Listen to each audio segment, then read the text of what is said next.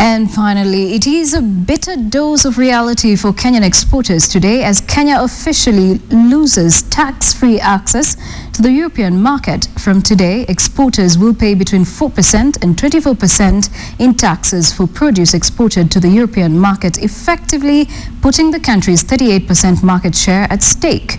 KTN's Adelaide Changole with the story of how Kenya's $1 billion horticultural industry is in jeopardy.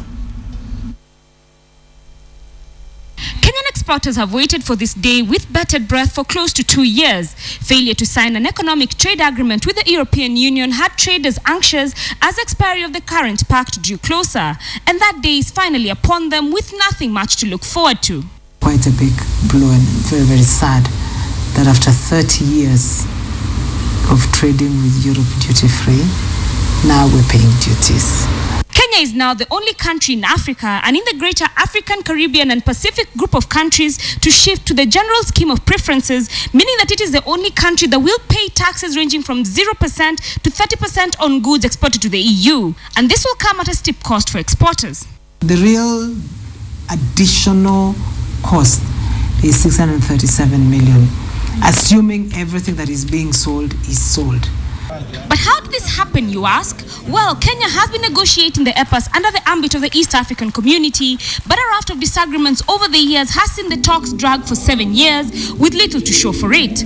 Other EAC partner states are classified as least developed countries, meaning they get tax-free access to the EU with or without ratifying the EPAs, leaving Kenya holding the short end of the stick.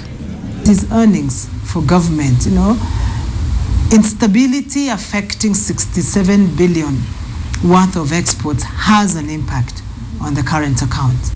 The Kenya Association of Manufacturers is now calling on the government and the East African community partner states to expedite the talks to minimize the pain for Kenyan exporters who now have to pay for the region's delay in signing the deal. If there's anything we must tell government is like, conclude this deal now, or as soon as possible after today. Adelaide Changole, KTN Business.